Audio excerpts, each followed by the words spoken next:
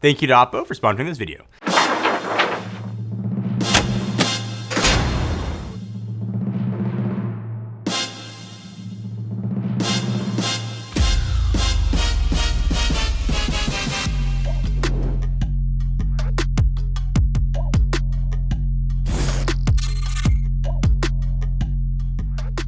For the past 15 years, smartphones have all kind of looked the same.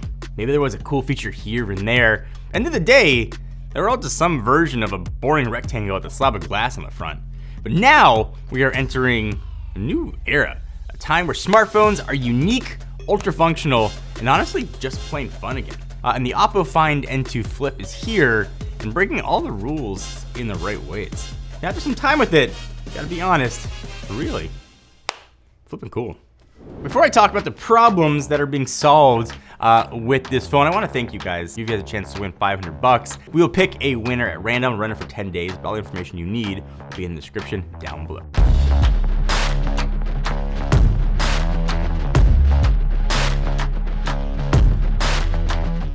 So OPPO, you've probably heard of them at some point over the past few years. I think they've been pushing the design envelope a lot of their smartphones, especially recently.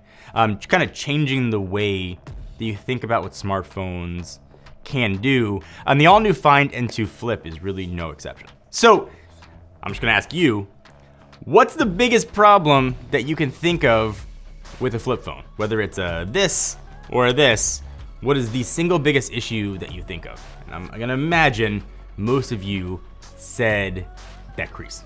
That's why I want to lead with this point, is that the crease where the display bends is almost invisible here. So when I say no crease, I mean I really mean almost no crease. And if you're used to sort of other phones as a very visible line going across the middle, you don't see that line here at all, which is pretty awesome. They're using something called a water drop shaped hinge. And this is their wording. It's got a larger bending radius and less screen deformation than other folding phones.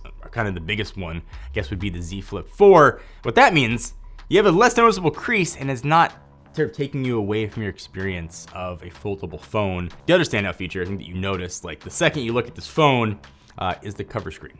And if this looks bigger than the other cover display out there on this type of flippy phone, it's because it is.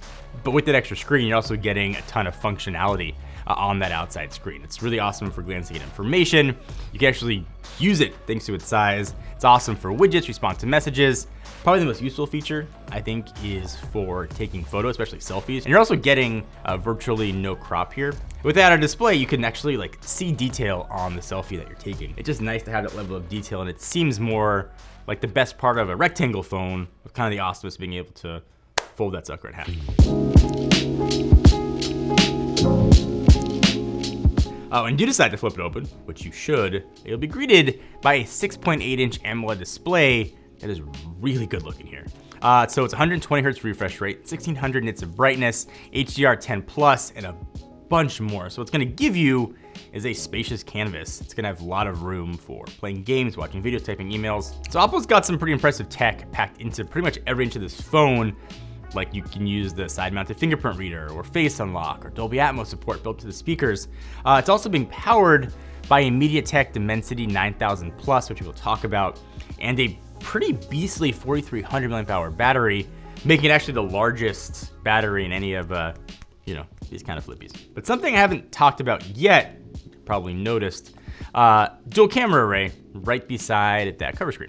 So this pair is made up of a 50 megapixel main camera with an 8 megapixel ultra wide camera that are both pretty versatile for photos and video.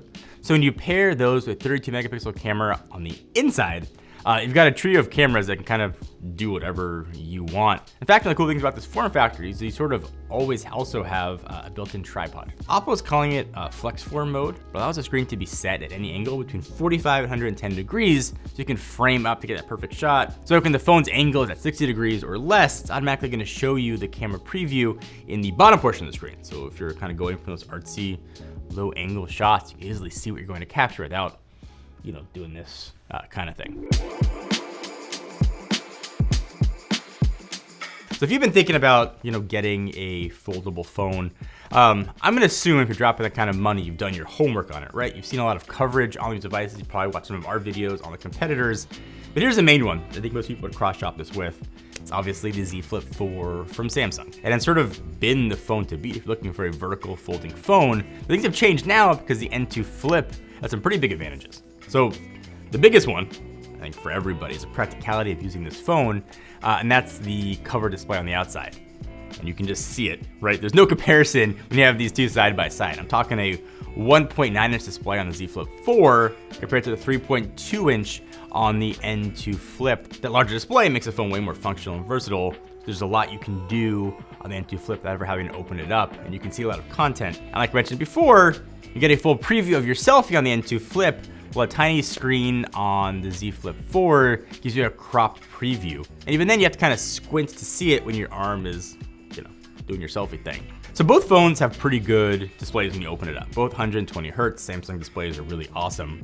But what does hold those back is the crease. I talked about this earlier, but when you see the crease on the Z Flip 4 and the crease on the OPPO, you can really see the difference, or not see it, I guess. So one of the advantages of that MediaTek processor is battery life, and it is a big one here. Most phones support fast charging.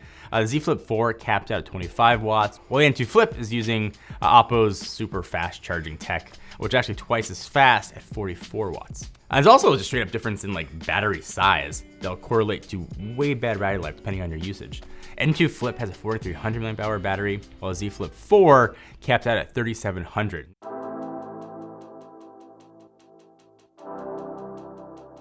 So comparing two flippable phones is awesome.